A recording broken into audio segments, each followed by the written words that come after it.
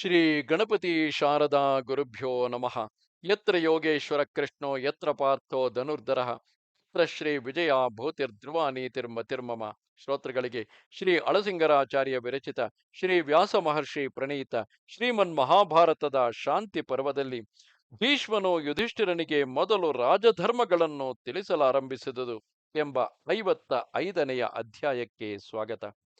ಓ ಜನಮೇಜಯ ರಾಜ, ಆಮೇಲೆ ಯುಧಿಷ್ಠಿರನು ಮೊದಲು ಕೃಷ್ಣನಿಗೂ ಆಮೇಲೆ ಅಜ್ಜನಾದ ಭೀಷ್ಮನಿಗೂ ನಮಸ್ಕರಿಸಿ ಆಮೇಲೆ ಅಲ್ಲಿದ್ದ ಹಿರಿಯರೆಲ್ಲರ ಅನುಜ್ಞೆಯನ್ನು ಪಡೆದು ಭೀಷ್ಮನನ್ನು ಪ್ರಶ್ನೆ ಮಾಡುವನು.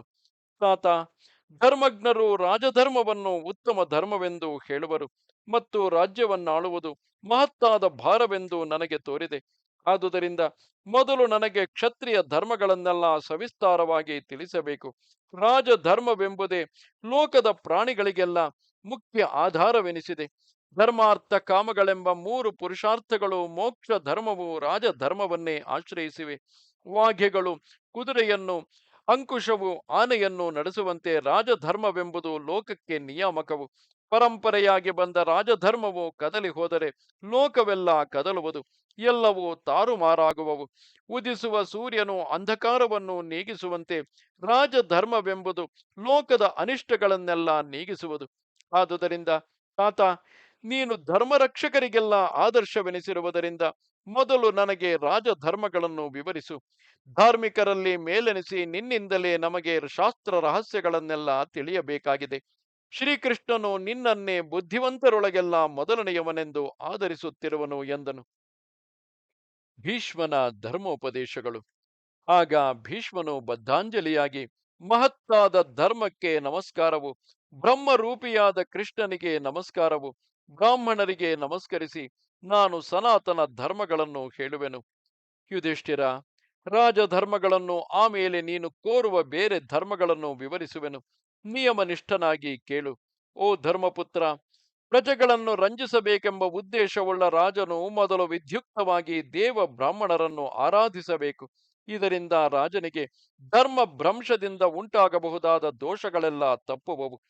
ಅವನು ಲೋಕಕ್ಕೆ ಪೂಜ್ಯನಾಗುವನು. ಧರ್ಮ ವಿಷಯದಲ್ಲಿ ಅವನು ಋಣಮುಕ್ತನಾಗುವನು.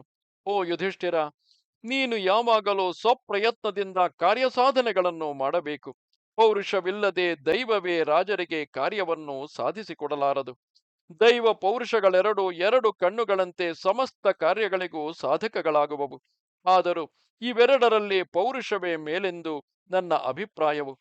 ಪೌರುಷದಿಂದ ನಡೆಸಿದ ಕಾರ್ಯವು ಕೊನೆಗೆ ಫಲಿಸಿದರೂ ಫಲಿಸದೆ ಹೋದರೂ ತೃಪ್ತಿಯುಂಟು.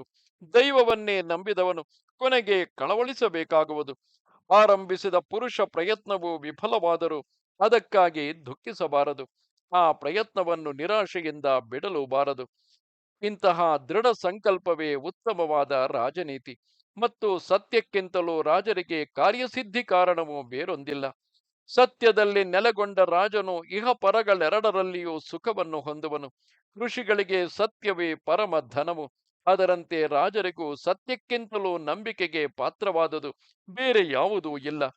ಗುಣವಂತನು, ಶೀಲವಂತನು, ಜಿತೇಂದ್ರಿಯನು, ಜಿತಾತ್ಮನೂ ಆಗಿದ್ದು ಸ್ವಭಾವದಲ್ಲಿಯೂ ದಂಡಿಸುವುದರಲ್ಲಿಯೂ ಮೃದುವಾಗಿ ಉದಾರನಾಗಿ ಧರ್ಮಶೀಲನಾಗಿಯೂ ಇರುವ ರಾಜನನ್ನು ರಾಜ್ಯಲಕ್ಷ್ಮಿಯು ಯಾವಾಗಲೂ ಕೈಬಿಟ್ಟು ಹೋಗಲಾರಳು.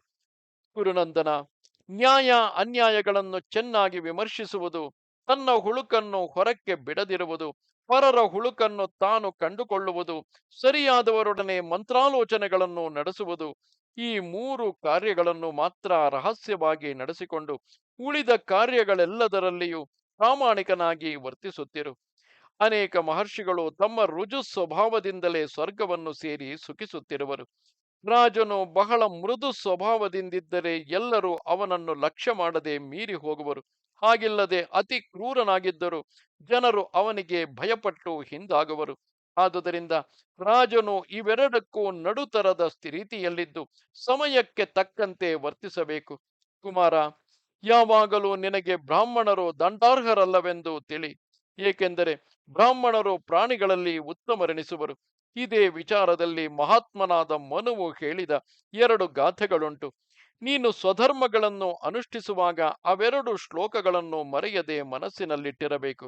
ಆ ಶ್ಲೋಕಾರ್ಥಗಳೇನೆಂದರೆ: ಜಲದಿಂದ ಅಗ್ನಿಯು, ಬ್ರಾಹ್ಮಣರಿಂದ ಕ್ಷತ್ರಿಯನು, ಕಲ್ಲಿನಿಂದ ಲೋಹವು ಉತ್ಪನ್ನವಾದವು. ಈ ಮೂರರ ಅಂದರೆ ಅಗ್ನಿ, ಕ್ಷತ್ರಿಯ, ಲೋಹಗಳ ಶಕ್ತಿಯು ಬೇರೆ ಕಡೆಗಳಲ್ಲೆಲ್ಲ ನಿರಂಕುಶವಾಗಿ ನಡೆಯುತ್ತಿದ್ದರು. ತಮ್ಮ ತಮ್ಮ ಜನ್ಮ ಸ್ಥಳಗಳಲ್ಲಿ ಅದು ಅಡಗಿ ಹೋಗುವುದು. ಕಲ್ಲುಗಳ ಮೇಲೆ ಹೊಡೆದಾಗ ಲೋಹವು ಬಗ್ಗಿ ಅಥವಾ ಮುರಿದು ಹೋಗುವುದು. ಅಗ್ನಿಯು ನೀರಿನಿಂದ ನಂದಿ ಹೋಗುವುದು. ಕ್ಷತ್ರಿಯನು ಬ್ರಾಹ್ಮಣನನ್ನು ವಿರೋಧಿಸಿದಾಗ ಕೆಡುವನು ಎಂಬುದೇ ಆ ಶ್ಲೋಕಾರ್ಥವು. ಆದುದರಿಂದ ನೀನು ಈ ಅಮೂಲ್ಯ ರಹಸ್ಯವನ್ನು ತಿಳಿದು ಬ್ರಾಹ್ಮಣರನ್ನು ವಿನಯದಿಂದ ಸೇವಿಸುತ್ತಿರಬೇಕು. ಬ್ರಾಹ್ಮಣರು ಯಾವಾಗಲೂ ಶ್ರಮಾದಿ ಗುಣಸಂಪನ್ನರಾಗಿ ವೇದಗಳಿಗೂ ಯಜ್ಞಗಳಿಗೂ ಆಶ್ರಯವಾಗಿರುವರು. ಬ್ರಾಹ್ಮಣರನ್ನು ಗೌರವಿಸಬೇಕೆಂಬ ಸಾಮಾನ್ಯ ವಿಧಿಯಿದ್ದರೂ ಲೋಕಯಾತ್ರೆಗೆ ವಿಘಾತುಕರಾದ ಬ್ರಾಹ್ಮಣರನ್ನು ರಾಜನು ತನ್ನ ಬಾಹುಬಲದಿಂದಲೇ ಅಡಗಿಸಬಹುದು. ಇದೇ ವಿಚಾರವಾಗಿ ಹಿಂದೆ ಶುಕ್ರ ಮಹರ್ಷಿಯು 2 ಶ್ಲೋಕಗಳನ್ನು ಹಾಡಿರುವನು. ಅವುಗಳನ್ನು ನೀನು ಎಚ್ಚರಿಕೆಯಿಂದ ಮನಸ್ಸಿನಲ್ಲಿಟ್ಟಿರಬೇಕು. ಯುದ್ಧದಲ್ಲಿ ಆಯುಧ ಪಾಣಿಯಾಗಿ ತನ್ನನ್ನು ಎದುರಿಸಿ ಬರತಕ್ಕವನು ವೇದಾಂತ ಪಾರಂಗತನಾದ ಬ್ರಾಹ್ಮಣನಾಗಿದ್ದರೂ ಧರ್ಮಾವಲಂಬಿಯಾದ ರಾಜನು ಸ್ವಧರ್ಮವನ್ನು ಅನುಸರಿಸಿ ಆಯುಧದಿಂದಲೇ ಅವನನ್ನು ನಿಗ್ರಹಿಸಬೇಕು. ಧರ್ಮಜ್ಞನಾದ ರಾಜನು ಧರ್ಮಕ್ಕೆ ಹಾನಿಯುಂಟಾಗುವ ಸಂದರ್ಭದಲ್ಲಿ ಅದನ್ನು ರಕ್ಷಿಸುವುದಕ್ಕಾಗಿ ಹಾಗೆ ಯತ್ನಿಸಿದರೆ ಅದರಿಂದ ಅವನ ಧರ್ಮಕ್ಕೆ ಹಾನಿಯಿಲ್ಲ. ಅಲ್ಲಿ ಕೋಪವೇ ಕೋಪವನ್ನು ಹುಟ್ಟಿಸುವುದು. ಅಂತಹ ರಾಜನ ಕೋಪವು ಧರ್ಮ ಸಮ್ಮತವೇ ಎಂಬುದು ಆ ಶ್ಲೋಕಾರ್ಥವು. ರಾಜೋತ್ತಮ, ಆದುದರಿಂದ ನೀನು ಮೇಲಿನ ನಿಯಮವನ್ನು ಹಿಡಿದು ಬ್ರಾಹ್ಮಣರನ್ನು ರಕ್ಷಿಸಬೇಕು. ಒಂದು ವೇಳೆ ಅವರು ತಪ್ಪು ಮಾಡಿದರೆ ಅವರನ್ನು ದೇಶದಿಂದ ಹೊರಕ್ಕೆ ಹೊರಡಿಸಬೇಕು. ಅವರು ದಂಡಾರ್ಹರಾಗಿದ್ದರೂ ಅವರನ್ನು ಪೀಡಿಸಬಾರದು. ಬ್ರಹ್ಮಹತ್ಯೆ, ಭ್ರೂಣ ಹತ್ಯೆ, ಗುರುದಾರ ಪರಿಗ್ರಹ, ರಾಜದ್ವೇಷ ಇಂತಹ ಅಪರಾಧವುಳ್ಳ ಬ್ರಾಹ್ಮಣನನ್ನು ದೇಶದಿಂದಲೇ ಓಡಿಸಿಬಿಡಬೇಕು. ಇಷ್ಟೇ ಹೊರತು ಅವರಿಗೆ ಶರೀರ ದಂಡನವನ್ನು ವಿಧಿಸುವುದು ನೀತಿಯಲ್ಲ. ಬ್ರಾಹ್ಮಣ ಭಕ್ತಿಯುಳ್ಳವರನ್ನು ನೀನು ಶ್ರದ್ಧೆಯಿಂದ ಪಾಲಿಸಬೇಕು. ಅಂತಹ ಜನರನ್ನು ಹೆಚ್ಚಿಸುವುದಕ್ಕಿಂತಲೂ ರಾಜನಿಗೆ ಉತ್ತಮ ಭಂಡಾರವಿಲ್ಲ. ಮಹಾರಾಜ, ನೀತಿಶಾಸ್ತ್ರ ನಿರ್ಣೀತಗಳಾದ ಭೂದುರ್ಗ, ಜಲದುರ್ಗ, ವನದುರ್ಗ, ಮರುದುರ್ಗ, ಪರ್ವತದುರ್ಗ, ಪ್ರಜಾದುರ್ಗಗಳೆಂಬ 6 ದುರ್ಗಗಳಲ್ಲಿ ಪ್ರಜಾದುರ್ಗವೇ ಶತ್ರುಗಳಿಗೆ ದುರ್ಭೇದ್ಯವು. ಅಷ್ಟೇಕೆ ಎಲ್ಲ ದುರ್ಗಗಳಲ್ಲಿ ಪ್ರಜಾದುರ್ಗವೇ ರಾಜನಿಗೆ ಪ್ರಬಲ ರಕ್ಷಕವಾದುದು. ಆದುದರಿಂದ ವಿವೇಕಿಯಾದ ರಾಜನು ಚತುರ್ವರ್ಣದವರನ್ನು ಬಹಳ ದಯೆಯಿಂದ ರಕ್ಷಿಸುತ್ತಿರಬೇಕು. ಧರ್ಮಾತ್ಮನು ಸತ್ಯಸಂಧನೂ ಆದ ರಾಜನು ಪ್ರಜಾರಂಜಕನಾಗುವನು. ಆದರೆ ಯುಧಿಷ್ಠಿರ, ಜನರಲ್ಲಿ ನೀನು ಯಾವಾಗಲೂ ಕ್ಷಮಾ ಗುಣವನ್ನೇ ತೋರಿಸುತ್ತಲೂ ಇರಬಾರದು. ರಾಜನು ಅಷ್ಟು ಮೃದುವಾಗಿದ್ದರೆ ಧರ್ಮ ವಿರೋಧಿಯಾಗುವನು. ಕೊಬ್ಬಡಗಿದ ಆನೆಯಂತೆ ಅವನು ಇತರರಿಂದ ಮೆಟ್ಟಲ್ಪಡುವನು. ಅದೇ ವಿಷಯವಾಗಿ ಬೃಹಸ್ಪತಿ ರಚಿತವಾದ ನೀತಿಶಾಸ್ತ್ರದಲ್ಲಿ ಒಂದು ಶ್ಲೋಕವುಂಟು. ರಾಜನು ಯಾವಾಗಲೂ ಕ್ಷಮಾಶೀಲನಾಗಿಯೇ ಇದ್ದ ಪಕ್ಷದಲ್ಲಿ ಮಾವಟಿಗರು ಮಹಾಗಜದ ತಲೆಯನ್ನೇರಿಕೊಳ್ಳಿರುವಂತೆ ಅಲ್ಪ ಜನರು ರಾಜನ ತಲೆಯನ್ನು ಮೆಟ್ಟಿ ನಿಂತು ಅವನನ್ನು ಕೀಳು ಸ್ಥಿತಿಗೆ ತರುವರು ಎಂಬುದೇ ಆ ಶ್ಲೋಕಾರ್ಥವು.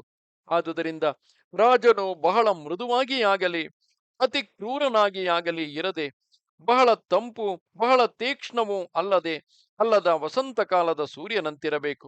ಮತ್ತು ರಾಜನು ತನ್ನವರನ್ನು ಪರರನ್ನು ಅವರವರು ನಡೆಸುವ ಕಾರ್ಯಗಳನ್ನು ಪ್ರತ್ಯಕ್ಷವಾಗಿ ನೋಡಿಯೋ ಅಥವಾ ಮುಖ ವಿಕಾರಾದಿ ಅನುಮಾನಗಳಿಂದಲೋ ಉಪಮಾನಗಳಿಂದಲೋ ಪುರುಷ ಲಕ್ಷಣಗಳನ್ನು ನಿರ್ದೇಶಿಸುವ ಸಾಮುದ್ರಿಕಾದಿ ಶಾಸ್ತ್ರ ಬಲದಿಂದಲೋ ಯಾವಾಗಲೂ ಪರೀಕ್ಷಿಸಿ ತಿಳಿಯುತ್ತಿರಬೇಕು.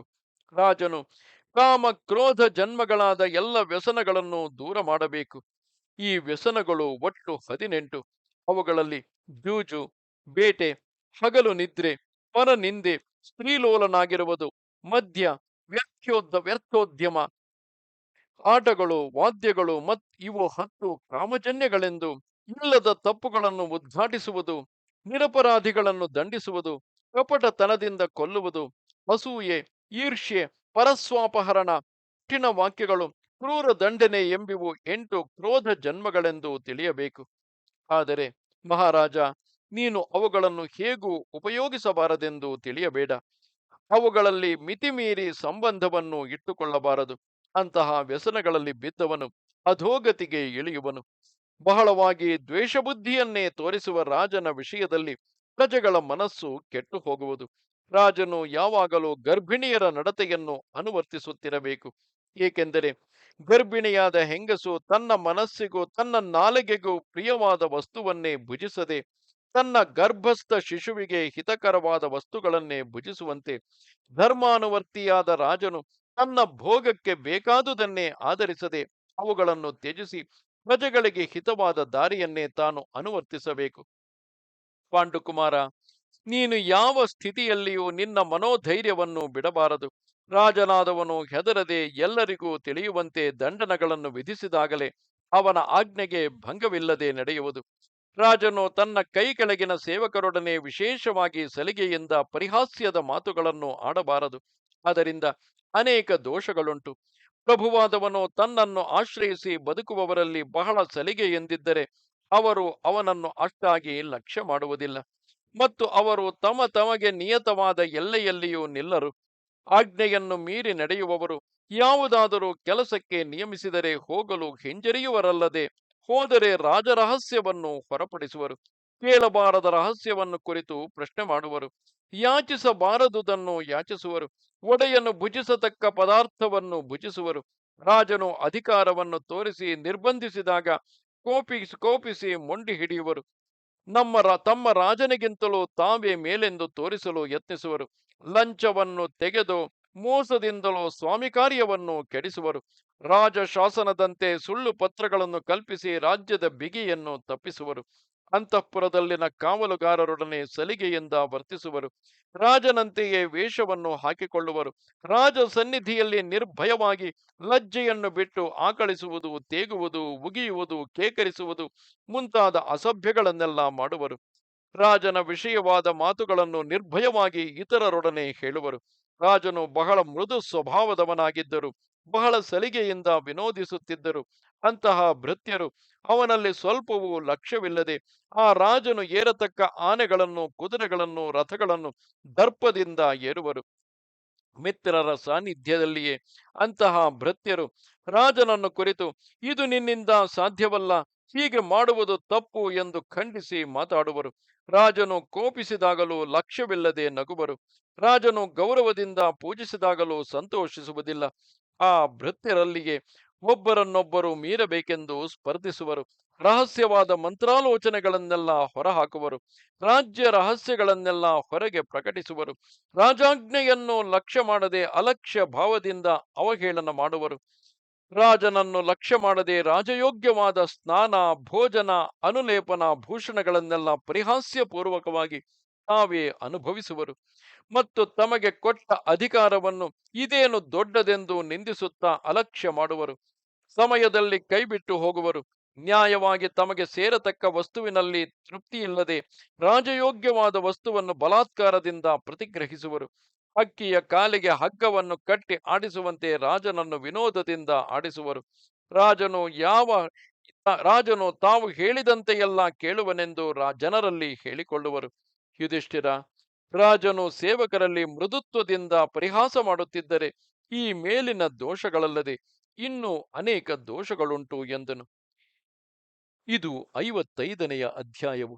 ನಮಸ್ತೆ ಶಾರದೆ ದೇವಿ, ಕಾಶ್ಮೀರ ಪುರವಾಸಿನಿ, ತ್ವಾಮಹಂ ಪ್ರಾರ್ಥೆಯೇ ನಿತ್ಯಂ, ವಿದ್ಯಾದಾನಂಚ ದೇಹಿಮೆ. ನಮಸ್ಕಾರ.